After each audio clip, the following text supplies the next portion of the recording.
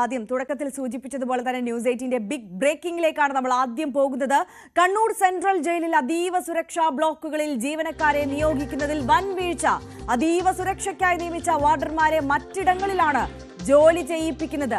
A, B, C, D എന്നീ sub block അടങ്ങിയ 10ാം ബ്ലോക്കിൽ വാർഡൻ ഡ്യൂട്ടിക്ക് മാത്രമായി നിയമിക്കേണ്ടത് 14 വിമുക്ത ഭടന്മാരെയാണ്. ഇവരെയാണ് മറ്റിടങ്ങളിൽ ജോലിക്ക് നിയോഗിച്ചിരിക്കുന്നത്.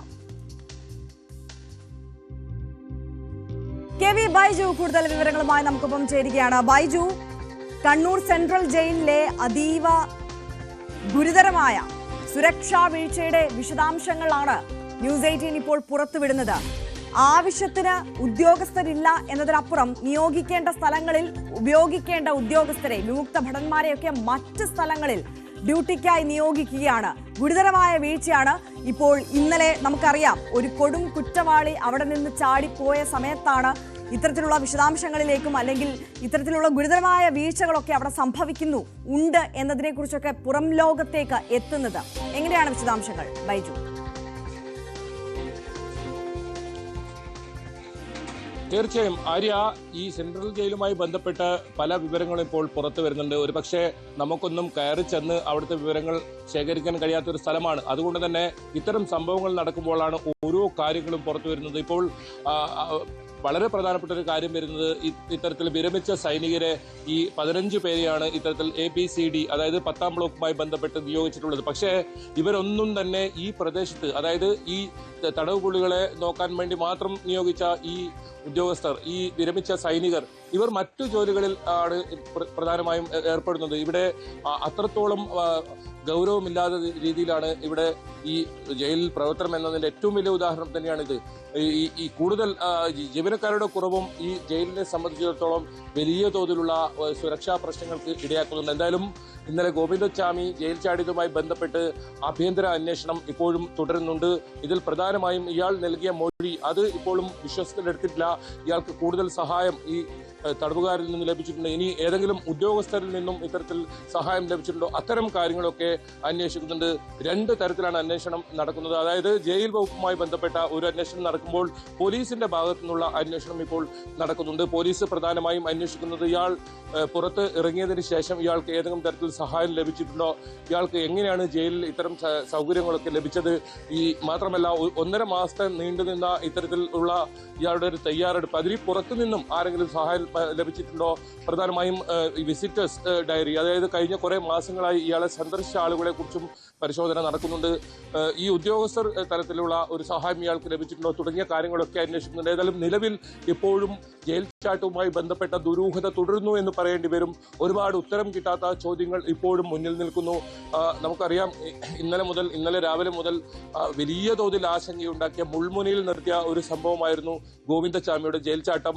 5 മണിക്കൂറോളം കണ്ണൂരും നഗര പ്രദേശങ്ങളും കൂടാതെ സംസ്ഥാനത്തിന്റെ എല്ലാ ഭാഗങ്ങളിലും വലിയ തോതിലുള്ള ആശങ്ക ഉണ്ടാക്കിയ സംഭവമാണ്. ഇത്രയും വലിയൊരു കൊടും ക്രിമിനൽ ജയിൽ ചാടി. അത് വളരെ ഈ കാര്യത്തിൽ ഈ ജയിൽ വകുപ്പിന്റെ ഭാഗത്തു നിന്നും ഉത്തരവാദിത്തമില്ലാതെ പല കാര്യങ്ങളും ഉണ്ടായി. ഈ ഇലക്ട്രിക് ഫെൻസിങ് എങ്ങനെയാണ് ഇത്രയും നാളും പ്രവർത്തനക്ഷമമായി ഇല്ലാതിരുന്നത്, ആ കാര്യം അത് വളരെ പ്രധാനമാണ്. കാരണം സുരക്ഷയുമായി ബന്ധപ്പെട്ട് അത്തരത്തിലുള്ള ആഭ്യന്തര സുരക്ഷാ കമ്മിറ്റിയുടെ റിപ്പോർട്ട് പ്രകാരമാണ് ഇത്തരത്തിലുള്ള ഒരു ഫെൻസിങ് ഉണ്ടാക്കുന്നത്. ആ ഫെൻസിങ് കഴിഞ്ഞ 1.5 മാസമായി പ്രവർത്തിക്കുന്നില്ല എന്ന് പറയുമ്പോൾ അതിൽ ഗുരുതരമായ ഒരു വീഴ്ച സംഭവിച്ചിട്ടുണ്ട്. ഇപ്പോൾ 4 ഉദ്യോഗസ്ഥരെ സസ്പെൻഡ് ചെയ്തുകൊണ്ട് മാത്രം നടപടിയിൽ ഒതുക്കിയിരിക്കുകയാണ്.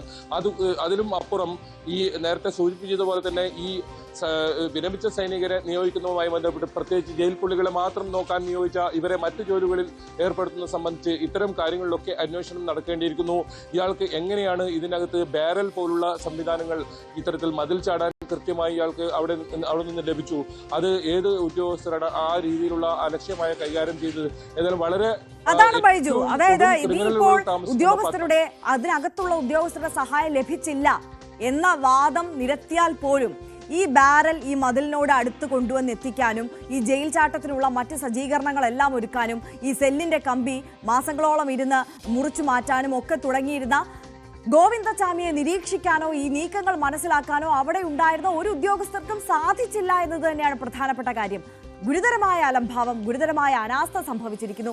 നമുക്കറിയാം, കഴിഞ്ഞ ദിവസം ഈ 1:10 കൂടിയിട്ടാണ് ഈ ജയിൽ ചാട്ടത്തിലേക്ക്, ആ ദൗത്യത്തിലേക്ക് ഈ സെല്ലിൽ നിന്ന് ഇറങ്ങി ഗോവിന്ദചാമി കടക്കുന്നത്. അതിനുശേഷം ആ 10ാം ബ്ലോക്കിന് തന്നെ പ്രത്യേകമായ മതിൽക്കെട്ടുണ്ട്. അത് കടന്നതിന് ശേഷവും ആ കോമ്പൗണ്ടിൽ തന്നെ മണിക്കൂറുകളോളം ഗോവിന്ദചാമി അകപ്പെട്ടു പോകുന്ന ഒരു സാഹചര്യമുണ്ട്. അതിനുശേഷമാണ് പുലർച്ചെ 5 മണിയോടുകൂടിയാണ് ഈ പ്രധാന മതിൽക്കെട്ട് കടന്ന് ഗോവിന്ദചാമി പുറത്തേക്ക് പോകുന്നത് എന്നതാണ് നമുക്കിപ്പോൾ മനസ്സിലാകുന്ന സാഹചര്യം. അപ്പോൾ ഇതിനിടയിലൊന്നും അവിടെ റോന്തു ചുറ്റാൻ ഉദ്യോഗസ്ഥരുണ്ടായിരുന്നില്ലേ? നിരീക്ഷണം ഉണ്ടായിരുന്നില്ലേ? അവർ CCTV ക്യാമറകൾ പരിശോധിച്ചിരുന്നില്ലേ? ഗുരുതരമായ വീഴ്ചയാണ് സംഭവിച്ചിരിക്കുന്നത്. ഈ ഉദ്യോഗസ്ഥരുടെ ഭാഗത്തു നിന്നുണ്ടായിട്ടുള്ള ഈ അലംഭാവത്തെ നമുക്കൊരിക്കലും ന്യായീകരിക്കാനോ മറച്ചു വയ്ക്കാനോ 4 പേരുടെ സസ്പെൻഷനിൽ ഒതുക്കാനോ സാധിക്കില്ല എന്നതല്ലേ വാസ്തവം?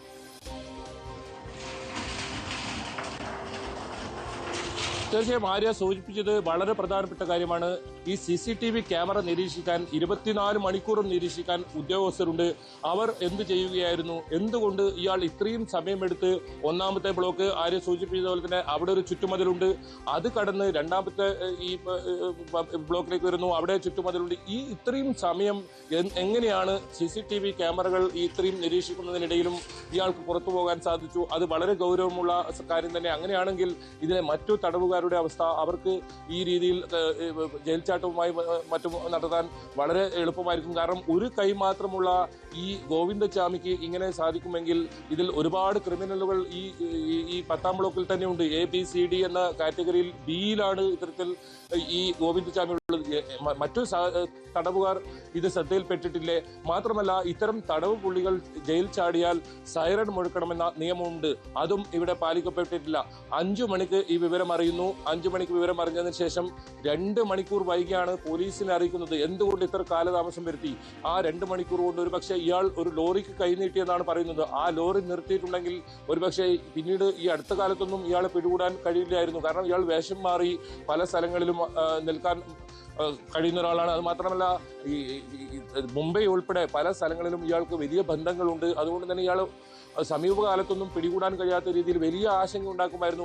മാത്രമല്ല ഇയാൾ വൻ കവർച്ച പദ്ധതിയിട്ടു എന്ന ഒരു വിവരം കൂടി ഇപ്പോൾ പുറത്തു വരുന്നുണ്ട്. ഏതായാലും പോലീസിന്റെ ഭാഗത്തു നിന്നും ഔദ്യോഗികമായി ഇത്തരം കാര്യങ്ങളൊന്നും പുറത്തു വന്നിട്ടില്ല. ജയിലധികൃതരുടെ ഭാഗത്തു നിന്നും കൃത്യമായ വിവരങ്ങളൊന്നും പുറത്തു വന്നിട്ടില്ല. എന്തായാലും ജയിലധികൃതരുടെ അന്വേഷണം ഇന്നും തുടരുന്നുണ്ടെന്നാണ് പറയുന്നത്. അതോടൊപ്പം പോലീസിന്റെ അന്വേഷണവും ഇന്നും തുടരുന്നുണ്ടെന്നാണ് പറയുന്നത്. ഇന്ന് ഇയാളെ വിയ്യൂർ സെൻട്രൽ ജയിലിലേക്ക് മാറ്റുന്നത് സംബന്ധിച്ച ഒരു തീരുമാനവും ഉണ്ടാകും. തെളിവെടുപ്പ് ഇന്നലെ പൂർത്തിയായി. ജയിലിൽ എത്തിച്ചായിരുന്നു തെളിവെടുപ്പ് നടത്തിയത്. ഇയാൾ ഒളിവിൽ കഴിഞ്ഞ ആ സ്ഥലം, അത് മാത്രമല്ല ഇയാൾ ഈ 2ാമത്തെ മതിൽ ചാടിക്കടന്ന ആ സ്ഥലത്ത് ഇയാളെ എത്തിച്ച് തെളിവെടുപ്പ് നടത്തിയിട്ടില്ല. ഒപ്പം നേരത്തെ സൂചിപ്പിച്ചതുപോലെ തന്നെ ഒളിവിൽ കഴിഞ്ഞ ആ സ്ഥലം, ആ കിണർ, ആ പ്രദേശങ്ങളിലൊന്നും തെളിവെടുപ്പ് നടത്തിയില്ല. പേരിനൊരു തെളിവെടുപ്പ് എന്ന് പറയേണ്ടി വരും. അത്തരത്തിലുള്ള തെളിവെടുപ്പ് വളരെ പെട്ടെന്ന് പൂർത്തിയാക്കി ഇയാളെ കോടതിയിൽ ഹാജരാക്കുന്ന ഒരു സമീപനമാണ് ഉണ്ടായത്. ഏതായാലും ഇപ്പോൾ കണ്ണൂർ ടൗൺ പോലീസ് ഇയാൾ ജയിൽ ചാടിയതുമായി ബന്ധപ്പെട്ട ഒരു കേസ് രജിസ്റ്റർ ചെയ്തിട്ടുണ്ട്. ആ കേസിലാണ് ഇയാളെ ഇന്നലെ വീണ്ടും റിമാൻഡ് ചെയ്ത് കണ്ണൂർ സെൻട്രൽ ജയിലിലേക്ക് തന്നെ കൊണ്ടുപോയത്. വിയ്യൂർ സെൻട്രൽ ജയിലിലേക്ക് മാറ്റുന്ന കാര്യം അത് ഇന്ന് പരിഗണിക്കും. എന്നാലും ഇയാൾ പുറത്തിറങ്ങിയാൽ വലിയ ഒരു വൻ കവർച്ച തന്നെ പദ്ധതിയിട്ടിരുന്നു എന്നൊരു വിവരം കൂടി പുറത്തു വരുന്നുണ്ട്. ഏതായാലും കൂടുതൽ വിവരങ്ങൾ അറിയാനുണ്ട്. കൂടുതൽ ഉദ്യോഗസ്ഥർക്കെതിരെ നടപടി ഉണ്ടാകും. അത്തരം